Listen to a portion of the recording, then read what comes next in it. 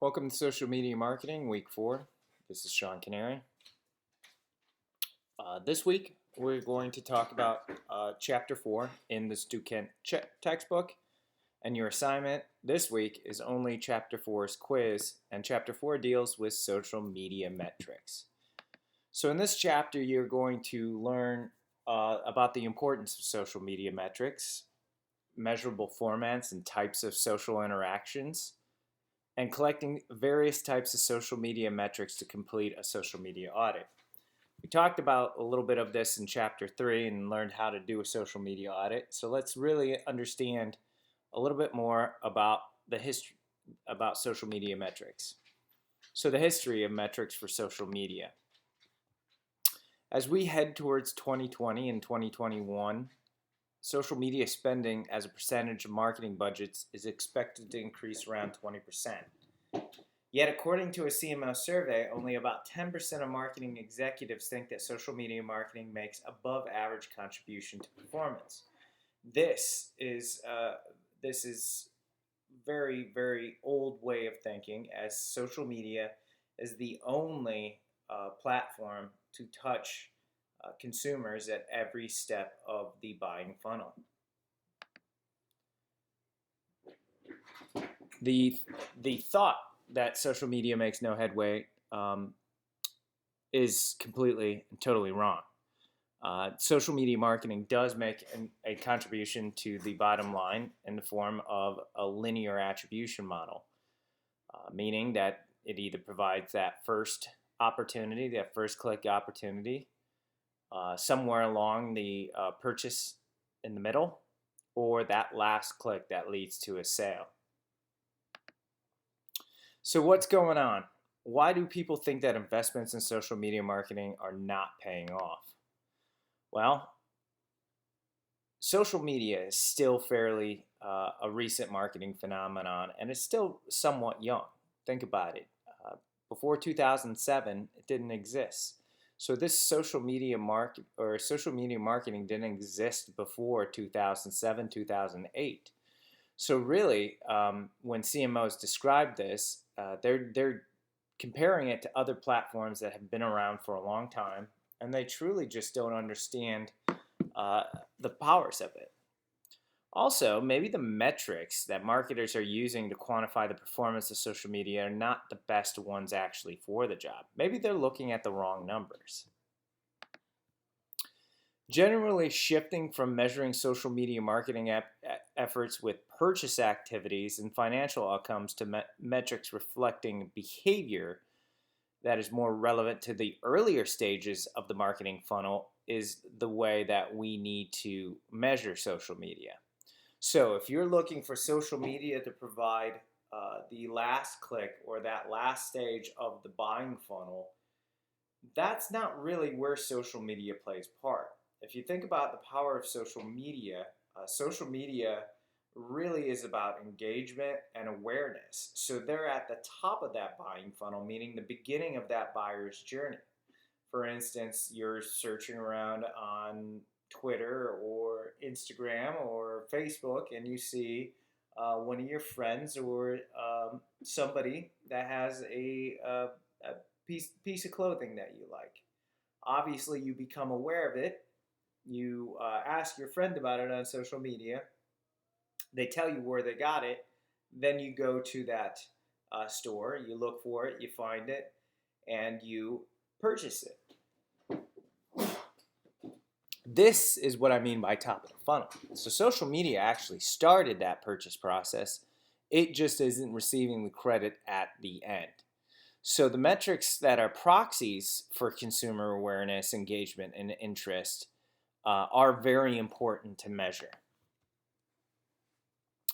And again, social media efforts can affect awareness, engagement, attitudes towards products or brands, and advocacy.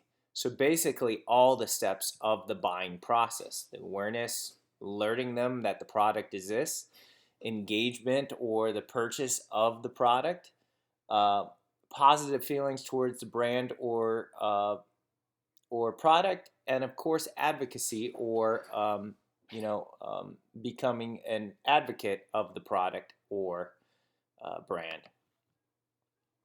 It's important that you align social media metrics with goals.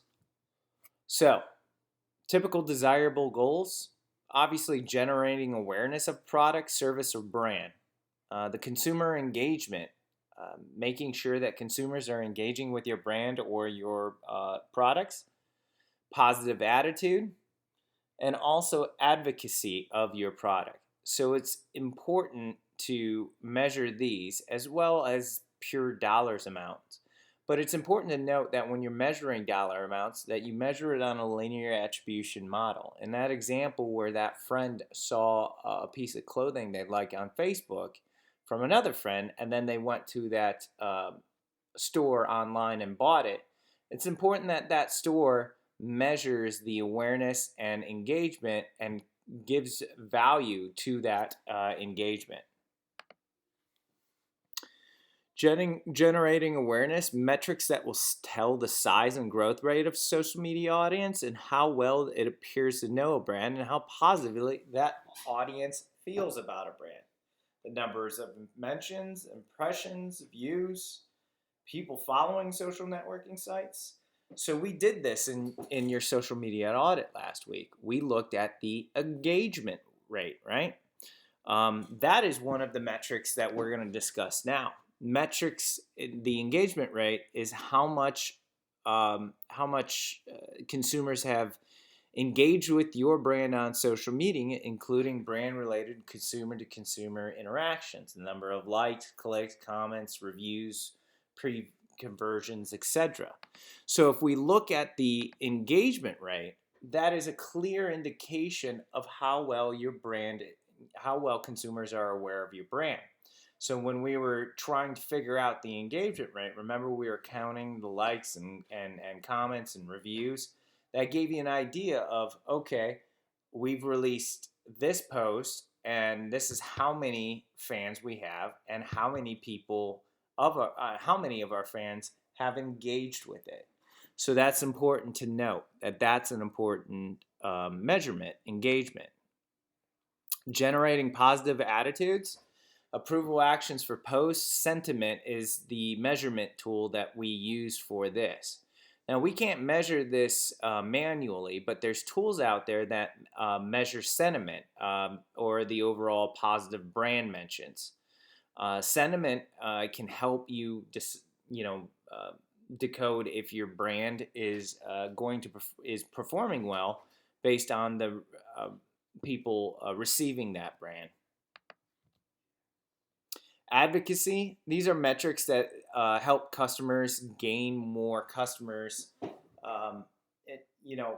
with various social interactions. So an increase in number of positive testimonials, product wet rankings, for instance, reviews on Facebook, positive things being said on Twitter to each other. These are all things that can help go into your Net Promoter Score, your NPS score, which is usually a scale of 1 to 10, with 1 being the worst and 10 being the best. Obviously, with Facebook reviews, it's on a scale of 5 stars. But again, positive testimonials can help your customers gain you more customers. It's important to remember to measure what is relevant and not what is available, right? So as we look to craft our social media strategy, we want to make sure we measure what's relevant to us. I see a lot of your business selections, and the reason that we're choosing a local business or a fake local business to create a social media plan for, it's important to remember what's important, what's relevant to your business. So the biggest mistake I find is that when somebody creates a social media plan, they create it on a wide scale or a national scale. It's important that you look at the metrics on a local level and you engage with people in a local area. It's easy to do this in social media, especially with paid social media, is where you can set up a geography and engage with people. But what's important is that you measure what's relevant, not what's available to you. What matters first and foremost is that your metrics align closely with your marketing objectives. The key is to figure out which of those metrics make the most sense for the given brand and campaign.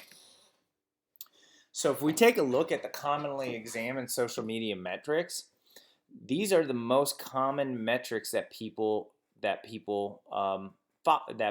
report on. Number of visitors and page views from social media, the numbers of fans, followers, likes, etc. The traffic generated to the corporate website from social media, search engine rank changes, because social media has an effect on search engine optimization, traffic sources or the method of discovery, leads generated, obviously, but it's interesting to note that it's not the highest thing out here.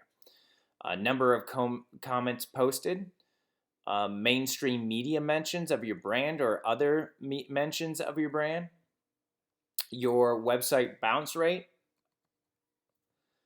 newsletter subscriptions, new customer conversions, actual paid conversions, shared links, customer reviews, subscriptions, social bookmarks, and an increase in the average order size. These are some metrics that you can take a look at and see if they align with your business goals.